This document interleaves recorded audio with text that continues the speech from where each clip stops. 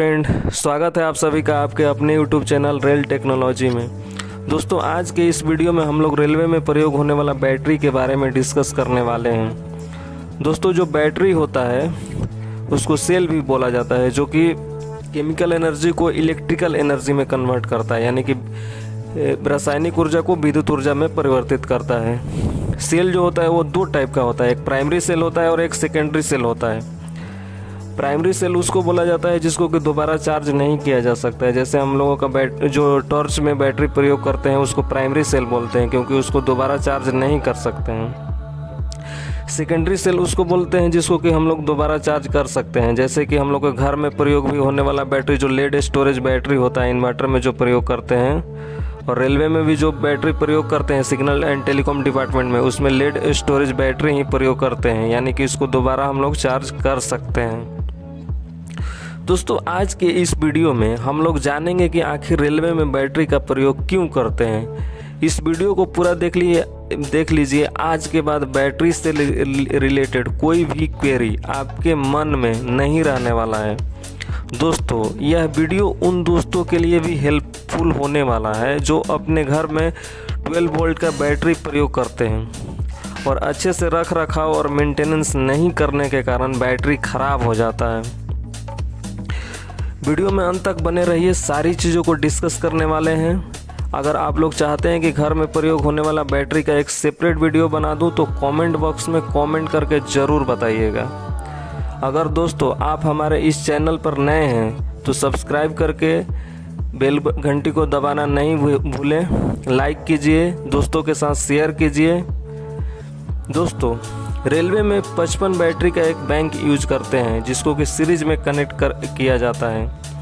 पहला बैटरी का positive terminal दूसरे बैटरी के निगेटिव टर्मिनल से कनेक्ट करते हैं, जैसा कि आप इमेज में देख सकते हैं।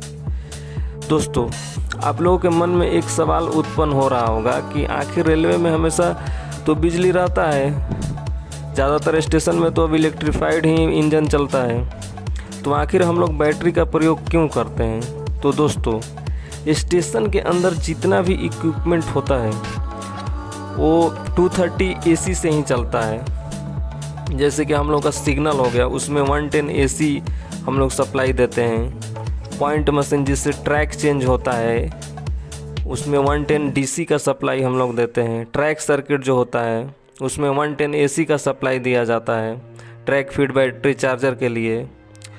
तो दोस्तों, जो हम लोगों का इंजन होता है, रेलवे का इंजन जो होता है, उसमें 25 kV का हम लोग सप्लाई देते हैं, यानी कि 25,000 वोल्ट का उसमें सप्लाई हम लोग देते हैं। तो दोस्तों, अगर स्टेशन के अंदर 230 वोल्ट का सप्लाई अगर चला जाता है तो उस कंडीशन में बैटरी द्वारा 110 DC इन्वर्टर के द्वारा 230 AC में कन्वर्ट करके डिफरेंट इक्विपमेंट को सप्लाई देता है। तो दोस्तों, आज के इस वीडियो में हम लोग रेलवे में प्रयोग होने वाला बैटरी के बारे में डिस्कस करने वाले हैं। दोस्तों, यह वीडियो घर में प्रयोग होने वाला बैटरी यूजर के लिए भी हेल्पफुल होने वाला है। दोस्तों, इस वीडियो में अंत तक बने रहिए। बैटरी से रिलेटेड कोई भी क्वेरी आपके मन में नहीं रहने वाला है। इस इमेज में आप देख सकते हैं कि नंबरिंग दिया हुआ है 1 से लेकर के 9 तक। एक नंबर में लेवल इंडिकेटर है, यह इलेक्ट्रोलाइट का लेवल बताता है कि इस बैटरी में इलेक्ट्रोलाइट अभी कितना है। 2 नंबर में आप देख सकते हैं कि वेंट प्लग है, जिससे कि जो गैस बबल और गैस इनसाइड फॉर्म होता है इलेक्ट्रोलाइट के अंदर, उस वेंट प्लग के थ्रू आउटसाइड जाता है। इसीलिए हम लोगों को बैटरी जो वेल वेंटिलेटेड रूम में ही रखना चाहिए। 3 नंबर में आप देख सकते हैं कि टर्मिनल पोस्ट, यानी कि पॉजिटिव टर्मिनल निगेटिव टर्मिनल दिया हुआ है। 4th नंबर में कवर, यानी कि जो हम लोगों का बैटरी का जितना पार्ट है, level indicator, went plug, separator, positive plate, negative plate, उसको स्ट्रेंथ प्रोवाइड करता है कवर जो रहता है। 5 नंबर में हम लोगों का सेपरेटर गार्ड है। 6 नंबर में पॉजिटिव प्लेट है। 7 नंबर में सेपरेटर है। 8 नंबर में निगेटिव प्लेट है। 9 नंबर में कंटेनर है जिसमें कि इलेक्ट्रोलाइट को हम लोग डालते हैं। इस इमेज में आप देख सकते हैं। तो बैटरी के सारे पार्ट के बारे में हम लोग डिस्कस कर लिए। अब हम लोग को डिस्कस करना है कि मान लीजिए कि हम लोग बैटरी अपने घर में ख़रीद कर ला दिए। उसके बाद हम लोगों के मन में एक सवाल आता है कि इसे कहाँ पर रखें। तो दोस्तों, हम लोगों को बैटरी को वेल वेंटिलेटेड रूम में रखना चाहिए और हो सके तो उसमें एग्जॉस्ट फैन लगाना चाहिए। बैटरी को हो सके तो वुडन प्लैंक यानी जो एसिड रेजिस्टेंट या एसिड प्रूफ हो रहता है उसके ऊपर में रखना चाहिए। उसके बैटरी को उस पर रखने के बाद वुडन प्लैंक पे उसके अंदर 1180 का स्पेसिफिक ग्रेविटी, जिसको हाइड्रोमीटर के मदद से हम लोग मेजर करते हैं, यानी कि 1180 का स्पेसिफिक ग्रेविटी जो रहता है इलेक्ट्रोलाइट, उसके अंदर हम लोग डालेंगे। उसके बाद उसे कूलिंग करने के लिए 12 आवर्स के लिए छोड़ देंगे। उसके बाद सारे बैटरी को एक साथ सीरीज में प्लेट के जरिए एक दूसरे को कनेक्ट करेंगे। उसके लिए सारा नट बोल्ट को पेट्रोलियम जेली में डालकर उसे मिक्स करके उसके बाद टर्मिनल में लगाएंगे, सो दैट कि सल्फेशन नहीं होगा।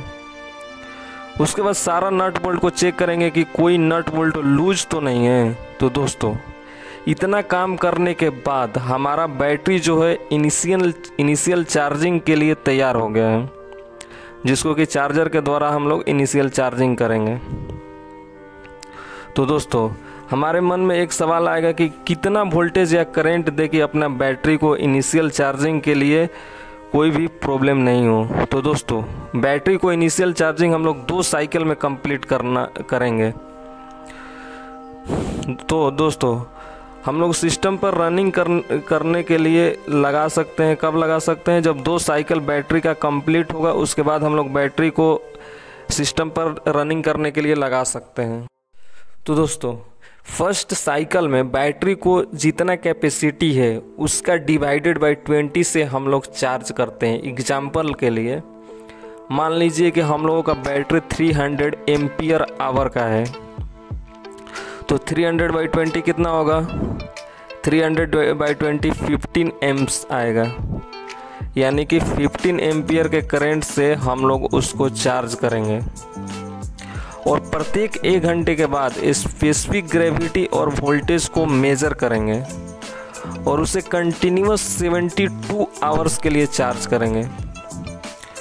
और 72 आवर्स के बाद इसका वोल्टेज और स्पेसिफिक ग्रेविटी प्रत्येक सेल का मेजर करेंगे। अगर दोस्तों वोल्टेज जो है 215 प्लस माइनस 3 यानी कि 2.15 2.18 या 2.12 यानी कि 2.12 और 2.18 के बीच में आ रहा है, यानी कि हम लोगों का बैटरी जो हो वेल कंडीशन में है। और स्पेसिफिक ग्रेविटी जो है वो 1220 होना चाहिए। अगर 1220 और 2.12 से लेकर के 2.18 तक वोल्टेज आ रहा है, तो यानी कि हमारा बैटरी अच्छे से वर्किंग में है, यानी कि अच्छे कंडीशन में है। उसके बाद बैटरी को 72 आवर्स चार्जिंग करने के बाद 12 आवर्स के लिए कूलिंग के लिए छोड़ देंगे और अगले दिन उसको कॉइल की मदद से, आप इमेज में देख सकते हैं, कॉइल की मदद से डिस्चार्ज करेंगे। डिस्चार्जिंग के लिए जितना कैपेसिटी है उसका डिवाइडेड बाय 10 से हम लोग बैटरी को डिस्चार्ज करेंगे। एग्जाम्पल के लिए मान लीजिए कि हम लोग का बैटरी 300 एम्पियर आवर का है, तो 300 बाई 10 कितना होगा? 30 एम्स आएगा। यानी कि हम लोग को 30 एम्स के लोड से उसको डिस्चार्ज करेंगे। तो दोस्तों हम लोग 9 आवर्स के लिए बैटरी को डिस्चार्ज करेंगे। 9 आवर्स बैटरी को डिस्चार्ज करने के बाद उसका वोल्टेज 1.98 से कम नहीं होना चाहिए और उसका स्पेसिफिक ग्रेविटी 1190 से कम नहीं होना चाहिए। दोस्तों, इस इमेज में बैटरी के अंदर होने वाला रिएक्शन को आप देख सकते हैं। लेड ऑक्साइड सल्फ्यूरिक एसिड से रिएक्ट करने के बाद डिस्चार्जिंग कंडीशन में लेड सल्फेट और वाटर फॉर्म करता है, और चार्जिंग कंडीशन में लेड सल्फेट और वाटर मिलकर एक दूसरे से रिएक्ट करने के बाद lead oxide lead and sulphuric acid बनाता है। दोस्तों फर्स्ट साइकिल में 9 आवर डिस्चार्ज करने के बाद 12 आवर्स कूलिंग करने के लिए हम लोग छोड़ देते हैं। उसके बाद दूसरा साइकिल शुरू करना चाहिए और दूसरा साइकिल में 48 आवर्स के लिए सेम करंट से चार्ज करना चाहिए और 30 एम्स के लोड से डिस्चार्ज करना चाहिए। दूसरा साइकिल में भी 8 से 9 आवर का हम लोग डिस्चार्जिंग टाइम रखते हैं। दूसरा साइकिल में डिस्चार्जिंग के बाद वोल्टेज प्रत्येक बैटरी का 1.9 से कम नहीं होना चाहिए, 1.9 वोल्ट से कम नहीं होना चाहिए और स्पेसिफिक ग्रेविटी 1180 से कम नहीं होना चाहिए। दूसरा साइकिल पूरा होने के बाद उससे हम लोगों को सिस्टम के पैरेलल रनिंग के लिए प्रयोग में ला सकते हैं। अब हम लोगों को दोस्तों सिस्टम रनिंग करने लगा, उसके बाद प्रत्येक 15 दिनों के बाद हम लोगों को मेंटेनेंस का ज़रूरत पड़ता है। उसके लिए हम लोग प्रत्येक बैटरी का वोल्टेज और स्पेसिफिक ग्रेविटी चेक करते हैं। प्रत्येक बैटरी का वोल्टेज जो है 2 से 2.1 के बीच में होना चाहिए और स्पेसिफिक ग्रेविटी 1200 से 1210 के बीच में होना चाहिए। प्रत्येक 15 दिनों के बाद कॉन्टैक्ट टर्मिनल में पेट्रोलियम जेली हम लोगों को लगाना चाहिए और कॉन्टैक्ट टर्मिनल में किसी भी प्रकार का सल्फेशन है तो उसे तुरंत क्लीन करना चाहिए। तो दोस्तों अगर कोई बैटरी बैंक में किसी भी बैटरी बैंक में कोई प्रॉब्लम है तो उसको कब रिप्लेस करना है, कैसे करना है, इसके लिए हम लोग अलग से पार्ट 2 आएगा। इस वीडियो में दोस्तों इतना ही, मिलते हैं नेक्स्ट वीडियो में। अगर आप दोस्तों हमारे चैनल पर नए हैं तो सब्सक्राइब करके इस वीडियो को दूर दूर तक शेयर कीजिए। मिलते हैं नेक्स्ट वीडियो में, तब तक के लिए जय हिंद, जय भारत।